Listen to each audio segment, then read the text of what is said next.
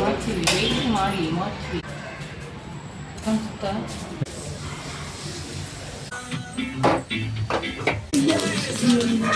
ಮೋಟು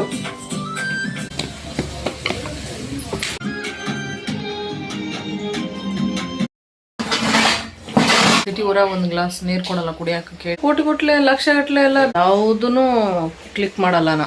ನೀವೆಲ್ಲ ನಾವೆಲ್ಲ ವಿಡಿಯೋ ಹಿಡ್ಕೊಂಡು ಕ್ಯಾಮ್ರಾ ಹಿಡ್ಕೊಂಡು ನಿಜವಾಗ್ಲೂ ನನಗೆ ಹೆಂಗ್ ಆಗಿತ್ತಪ್ಪ ಅಂತ 2 ದಿನ ಏನಾರು ಒಂದು ದಿವಸ ಅಲ್ಲ ಈ ತರ ಎಲ್ಲ ಫ್ರಾಂಕ್ ದಯವಿಟ್ಟು ನಿಮ್ಮ ಮನೆಗಳದಾಗ ಯಾರು ಮಾಡಕ್ ಹೋಗ್ರಿ. ಹಾಯ್ ಫ್ರೆಂಡ್ಸ್, ವೆಲ್ಕಮ್ ಟು ತುಜಲ್ ವ್ಲಾಗ್ ಚಾನಲ್. ಎಲ್ಲರೂ ಹಿಂಗಿದ್ರೆ ಚೆನ್ನಾಗಿದ್ರೆ ಅನ್ಕೊಂಡು ನಾನು ಕೂಡ ಸೂಪರ್ ಆಗಿದ್ದೀನಿ. ನೀವು ಹೇಳ್ದಂಗೆ ಬ್ಯಾಂಕಲ್ಲಿ ಹೋಗಿ ಚೆಕ್ ಮಾಡಿದ್ರೆ ದುಡ್ಡು ಕಟ್ಟಾಗಿದೆ. ಎಲ್ಲಿ ಕಟ್ಟಾಗಿದೆ ಹೆಂಗೆ ಅಂತ ಗೊತ್ತಿಲ್ಲ. ನೀನು ಬೇಕಂದ್ರೆ ಫೋನಲ್ಲಿ ಹೋಗಿ ಚೆಕ್ ಮಾಡ್ಕೊ. ನಮಗಂತೂ ಈ ಕೂತ್ಕೊಂಡು ಎಲ್ಲವನ್ನೂ ನಿನ್ಗೆ ಹೇಳ್ಕೊಳಕ್ಕೆ ಟೈಮ್ ಇಲ್ಲಮ್ಮ, ನಮ್ಮದು ಸಾಕಷ್ಟು ಕೆಲಸ ಇರುತ್ತೆ, ನೀನು ಒಬ್ಬಳೇ ಅಲ್ಲ ಅಂತ ಹೇಳಿ ಬೈದ್ಬಿಟ್ರು. ಇನ್ನೇನು ಮಾಡೋಕ್ಕಾಗಲ್ಲ. ನಮಗೆ ಅವ್ರ ಮುಂದೆ ನಿಂತ್ಕೊಂಡು ಧೈರ್ಯದಿಂದ ಮಾತಾಡೋಷ್ಟು ಧೈರ್ಯನೂ ಇಲ್ಲ. ಆದ್ರೂ ಬಿಟ್ಟಿಲ್ಲ, ಕೇಳಿದೆ. ಅಲ್ಲ ಮೇಡಮ್, ನಮ್ಗೆ ಗೊತ್ತಿಲ್ಲ ಅಂತಲೇ ನಾವು ನಿಮ್ಮ ಹತ್ರ ಬಂದು ಕೇಳೋದು, ನೀವೇ ಹಿಂಗೆ ಮಾತಾಡಿದ್ರೆ ಇನ್ಯಾರು ಹೇಳ್ತಾರೆ ಅಂತ ಹೇಳ್ಬಿಟ್ಟು ಅಷ್ಟಕ್ಕೆ ಅಮ್ಮ ಏನು ಮಾಡಿಬಿಟ್ರು, ಫೋನಲ್ಲಿ ನೀವು ಹಿಂಗೆ ಚೆಕ್ ಮಾಡ್ಕೋಬೋದು ಅಂತ ನನಗೆ ಸಮಾಧಾನ ಮಾಡಿ ಅದನ್ನು ಹೇಳಿ ಕಳಿಸಿದ್ರು ಅಷ್ಟೇ. ಅವ್ರು ಚೆಕ್ ಮಾಡಿ ಹೇಳಲಿಲ್ಲ. ಆಮೇಲೆ ನಾನು ಮನೆಗೆ ಬಂದಮೇಲೆ ಚೆಕ್ ಮಾಡಿದಾಗ ಗೊತ್ತಾಗಿದ್ದು ಎಲ್ಲಿ ಕಟ್ಟಾಯಿತು, ಹೆಂಗೆ ಕಟ್ಟಾಯಿತು, ಯಾಕೆ ದುಡ್ಡು ಕಟ್ಟಾಯಿತು ಅಂತ ಹೇಳ್ಬಿಟ್ಟು ಅದನ್ನೆಲ್ಲ ವಿವರಿಸ್ತೀನಿ. ಅದ್ರ ವಿವರಿಸೋಕ್ಕಿಂತ ಮುಂಚೆ ನನಗೆ ಸ್ವಲ್ಪ ಕೆಲಸಗಳಿದೆ, ಅದನ್ನೇನು ಎತ್ತ ಅಂತ ತಿಳಿಸ್ತಾ ಇವತ್ತಿನ ವಿಡಿಯೋನ ಶುರು ಮಾಡೋಣ.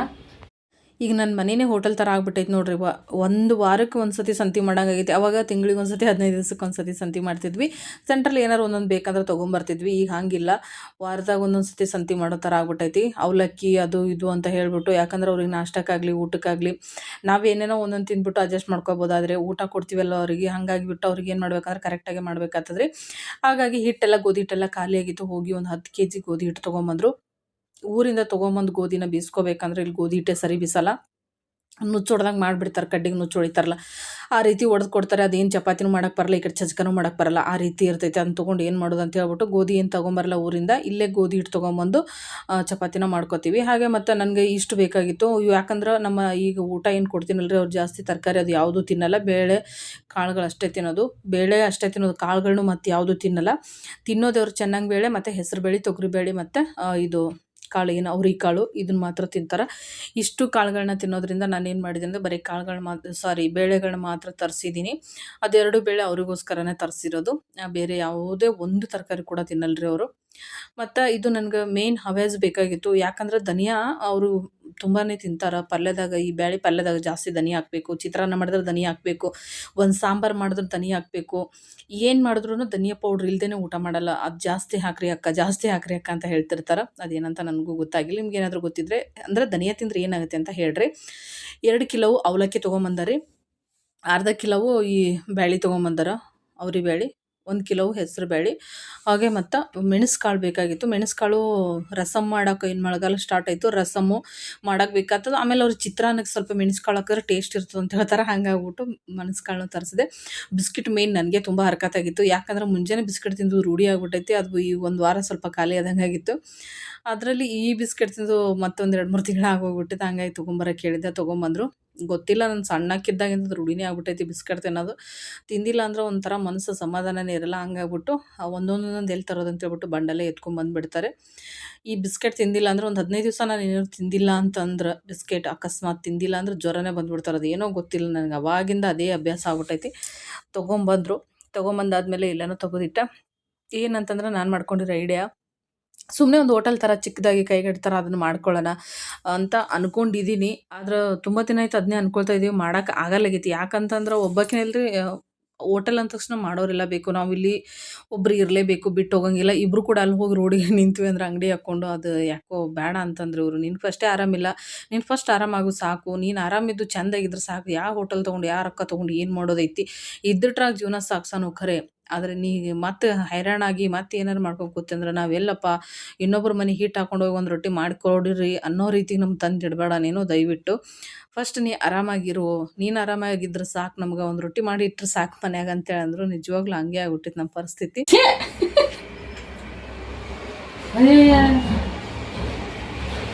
ಆ ರೀತಿ ನೆಕ್ಕಿ ತಿನ್ನುವಂಥ ಒಂದು ರೆಸಿಪಿ ನಾನು ಅಂದ್ಕೊಂಡೇ ಇರಲಿಲ್ಲ ನಿಜವಾಗ್ಲೂ.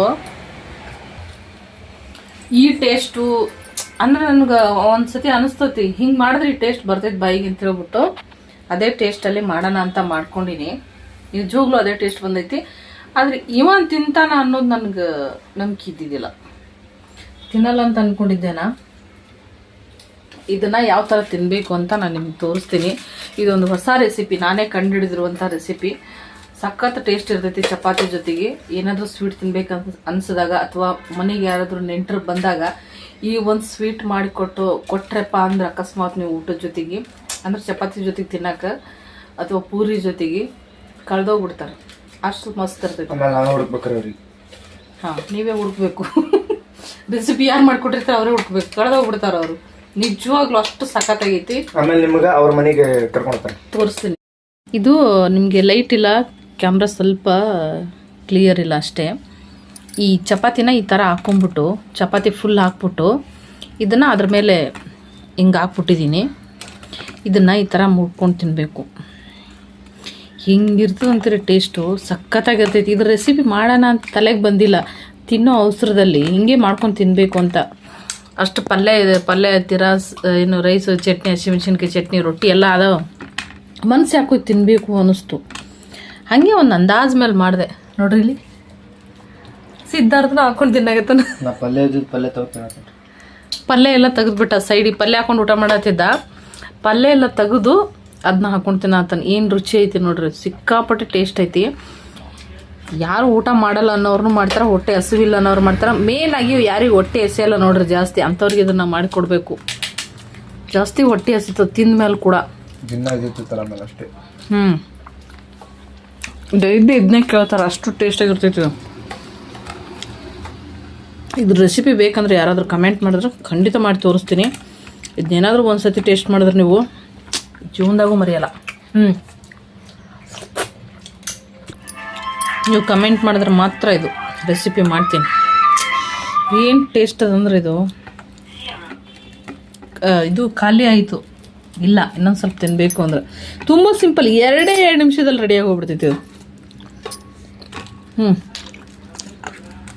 ಪಾಯಸ ಗೀಸ ಎಲ್ಲ ಮರ್ತೋಗ್ಬಿಡ್ತೀರ ಇದ್ರ ಮುಂದೆ. ಪಾಯಸ ಟೇಸ್ಟ್ ಮಸ್ತ್ ಆಗೈತಿ. ಪಾಯಸ ಯಾರು ತಿನ್ನೋದೇ ಇಲ್ಲ. ಇದನ್ನ ತಿನ್ಬಿಟ್ರ ಪಾಯಸ ಇರಬೇಕು, ಇದೇ ಮಾಡಿದ್ರೆ ಆಯ್ತಂತ. ಹೊಸ ರೆಸಿಪಿ ನಾನೇ ಕಂಡುಹಿಡಿದಿರೋದು ಇವತ್ತೇ. ಅದ್ಭುತ. ನಿನ್ನೆ ಬ್ಲಾಗ್ ಅದು ಅಲ್ಲಿಗೆ ಎಂಡ್ ಆಯಿತು. ಅಲ್ಲಿ ಮುಂದೆ ಬ್ಲಾಗ್ ಮಾಡೋಕ್ಕೆ ಆಗಲಿಲ್ಲ. ಪ್ರಾಬ್ಲಮ್ ನಿಮಗೆ ಏನಾಯಿತು, ದುಡ್ಡು ಕಟ್ಟಾಗಿರೋದು ಅಂತ ಹೇಳ್ತೀನಿ ಅಂತ ಹೇಳಿದೆ, ಮುಂದೆ ಹೇಳೋಕ್ಕೆ ಆಗಲಿಲ್ಲ. ಇದು ಮತ್ತೆ ಮಾರನೇ ದಿವಸದ ಬ್ಲಾಗು ಇಲ್ಲಿಂದ ಸ್ಟಾರ್ಟ್ ಮಾಡ್ತಾ ಇದ್ದೀನಿ. ಸ್ವಲ್ಪ ಬಟ್ಟೆಗಳನ್ನ ಬಂದಿತ್ತು ಹೊಲಿಯೋಕ್ಕೆ, ಅದೆಲ್ಲ ಬಟ್ಟೆಗಳನ್ನ ಸ್ಟಿಚ್ ಮಾಡೋದಕ್ಕೆ 200 ರೂಪಾಯಿ ಇವತ್ತು ಕೆಲಸ ಆಯಿತು. ಒಂದು 2 ತಾಸಲ್ಲಿ 200 ರೂಪಾಯಿ ಕೆಲಸ ಮಾಡಿದೆ. ತುಂಬಾ ಖುಷಿ ಆಯಿತು. ಯಾವುದಕ್ಕಾದ್ರೂ ಆಗುತ್ತೆ ಅಂತ ಹೇಳ್ಬಿಟ್ಟು. ಅದಾದಮೇಲೆ ಈಗ ಏನಪ್ಪ ಅಂತಂದ್ರೆ ದುಡ್ಡು ಕಟ್ಟಾಗಿತ್ತಲ್ರಿ ಬ್ಯಾಂಕಲ್ಲಿ. ಆ ದುಡ್ಡು ಕಟ್ಟಾಗಿರೋದು ಏನಂತಂದ್ರೆ, ನಾನು ಅದೇ ಹೇಳಿದ್ನಲ್ಲ, 2 ದಿವಸ ಊಟ ಮಾಡಿದೆ, ಹತ್ಕೊಂಡು ಕೂತ್ಕೊಂಡೆ. ಆದರೂ ನಮ್ಮ ಮನೆಯವ್ರಿಗೆ ಕರುಣೆನೇ ಬರಲಿಲ್ಲ. ಯಾಕೆ ದುಡ್ಡು ಕಟ್ಟಾಗಿತ್ತಲ್ಲ ಅಂತ ಅವ್ರಿಗೆ ಚಿಂತೆನೂ ಇಲ್ಲ.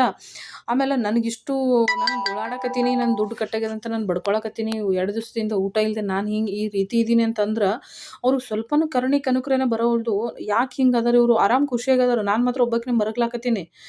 ನಮ್ಮ ಅವ್ವ ಹೇಳಿದ್ರು, ನಮ್ಮ ಅವ್ವ ಎಲ್ಲಿಂದ ಕಟ್ಟಾಯ್ತವ ಹೆಂಗಂತ ಅಲ್ಲಿ ಕೊರಗಾಕತ್ತಾಳೆ. ಹಿಂಗೆ ನಡೆದೈತಿ ನಮ್ಮ ಮಧ್ಯದಾಗ. ಇವ್ರು ಖುಷಿಯಾಗಿ ಆರಾಮಾಗಿದ್ದಾರೆ, ಏನು ಇರ್ಬೋದು ಅಂತ ನಾನು ಯೋಚನೆ ಮಾಡಿದಾಗ ಆಮೇಲೆ ಕೂತ್ಕೊಂಡು ಈ ಥರ ಎಲ್ಲ ಆಯ್ತಲ್ಲ ಅಂತ ಮತ್ತೆ ಒಂದು ಸತಿ ಗೋಳು ಅನ್ನೋ ಟೈಮಲ್ಲಿ ಅವಾಗ ಹೇಳ್ತಾರೆ ರೀ ನನಗೆ, ನೀನು 1 ತಿಂಗ್ಳು ದುಡ್ಡು ಏನು ಮಾಡಿಬಿಟ್ರೆ, ಒಂದು 10,000 ನಾನೇ ತೊಗೊಂಡಿರ್ತಿದ್ದೆ ಊರಿಗೆ ಹೋಗ್ಬೇಕಾದ್ರೆ ಖರ್ಚಿಗೆ ಬೇಕಂತ ಹೇಳ್ಬಿಟ್ಟು ತೊಗೊಂಡಿದ್ದೆ ರೊಕ್ಕ. ಆ 10,000 ರೂಪಾಯಿ ಅವ್ರಿಗೆ ಕೊಟ್ಟಿಲ್ಲ ಅಂತ ಹೇಳಿ ಸಿಟ್ಟಿಗೆ ನನಗೆ ಹೇಳ್ದೇ ನನ್ನ ಅಕೌಂಟಲ್ಲಿ ಇದ್ದಿರೋದು 13,000 ದುಡ್ಡು ತೊಗೊಂಡಾರಿ, ಲೆಕ್ಕ ಹಾಕ್ರಿ. ಆಮೇಲೆ ಹೇಳ್ತಾರೆ, ನಿನಗೆ ಫ್ರ್ಯಾಂಕ್ ಮಾಡಿವಂತ. ಈ ರೀತಿ ಯಾರಾದರೂ ಫ್ರ್ಯಾಂಕ್ ಮಾಡ್ತಾರನ್ರಿ? ನಿಜವಾಗ್ಲೂ ನನಗೆ ಸಿಕ್ಕಾಪಟ್ಟೆ ಬೇಜಾರಾಯಿತು. ಅಳು ಬಂದು ಏನೇನೋ ಕಷ್ಟಪಟ್ಟೆ. ಭಾಳ ಸಿಟ್ಟು ಬಂದುಬಿಟ್ಟಿದ್ದು ನನಗೆ. ಅಲ್ಲ, ದುಡ್ಡಿನ ವಿಷಯದಾಗ ಈ ಥರ ಫ್ರ್ಯಾಂಕ್ ಮಾಡೋದು, ಆಟ ಆಡೋದು ಈ ಥರ ಎಲ್ಲ ಇರ್ತೈತೆ. ನೀವೇ ಹೇಳ್ರಿ ನೋಡೋಣ. ದಯವಿಟ್ಟು ಯಾರೂ ಈ ರೀತಿ ಮಾಡೋಕೆ ಹೋಗ್ಬೇಡ್ರಿ. ಯಾಕಂದ್ರೆ ದುಡ್ಡಿನ ವಿಷಯದಾಗ ಕಷ್ಟಪಟ್ಟು ದುಡಿತಿರ್ತೀರ, ಹೆಣ್ಮಕ್ಳಾಗಲಿ ಗಂಡ್ಮಕ್ಳಾಗಲಿ ಕಷ್ಟಪಟ್ಟು ದುಡಿಯೋ ಟೈಮಲ್ಲಿ ಈ ಥರ ಮಾಡಿಬಿಟ್ರೆ ಅದು ಸಿಕ್ಕಾಪಟ್ಟೆ ಬೇಜಾರಾಗ್ಬಿಡ್ತೈತಿ. ದುಡ್ಡಿನ ವಿಷಯದಾಗಲಿ ಜೊತೆ ಆಟ ಆಡೋಕೆ ಮಾತ್ರ ಹೋಗ್ಬೇಡ್ರಿ, ನಾನು ಅಷ್ಟೇ ಕೇಳ್ಕೊಳ್ಳೋದು. ಆದರೂ ನನ್ನ ದುಡ್ಡು ಸೇಫಾಗಿ ಮನೆ ದುಡ್ಡು ಮನೇಲಿ ಐತ್ರಿ, ಅಲ್ಲಿ ಯಾವುದಿದು ಆಗಲಿಲ್ಲ. ಆದ್ರೆ ಬ್ಯಾಂಕಿನವ್ರ ಮೇಲೆ ಸ್ವಲ್ಪ ಬೇಜಾರಾಯಿತು. ಯಾಕಂದ್ರೆ ನಾವು ಗೊತ್ತಿಲ್ಲದವ್ರು ಹೋದಾಗ ಅವರು ಬ್ಯಾಂಕಿನವರು ಸ್ವಲ್ಪ ಕೇರ್ ಮಾಡಿ ಅವ್ರು ನಮಗೆ ಏನು ಎತ್ತ ಅಂತ ತಿಳಿಸ್ಕೊಟ್ರೆ ತುಂಬಾ ಒಳ್ಳೆಯದು.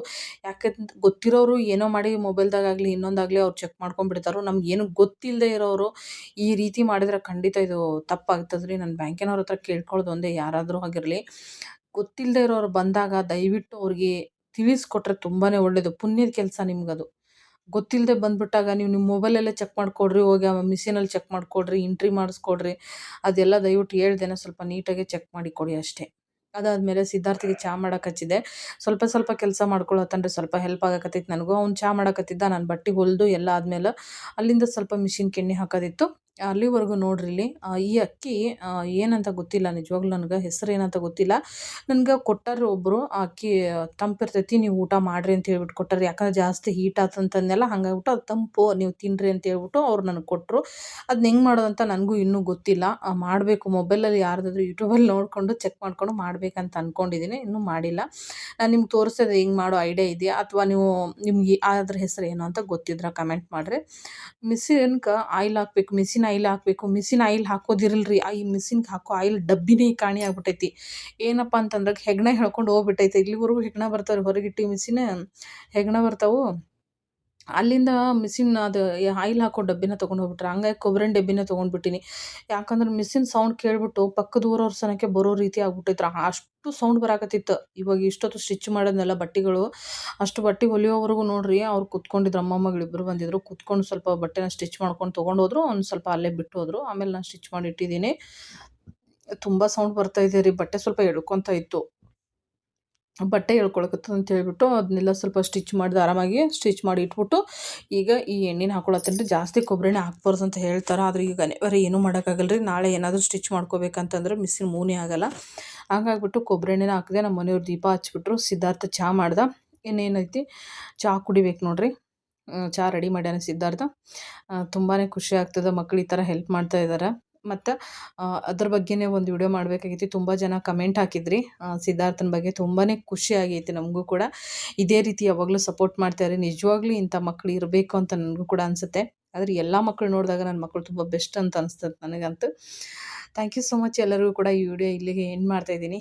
ನಿಮ್ಗೇನಾದರೂ ಈ ವಿಡಿಯೋ ಇಷ್ಟ ಆದರೆ ಲೈಕ್ ಮಾಡಿ, ಶೇರ್ ಮಾಡಿ, ಹಾಗೆ ನಮ್ಮ ಚಾನಲ್ನ ಸಬ್ಸ್ಕ್ರೈಬ್ ಮಾಡಿಕೊಂಡು ಸಪೋರ್ಟ್ ಮಾಡಿ ಅಂತ ಕೇಳ್ತಾ ಮತ್ತೆ ಸಿಗೋಣ ನಾಳೆ ವಿಡಿಯೋದೊಳಗೆ. ನಮಸ್ಕಾರ.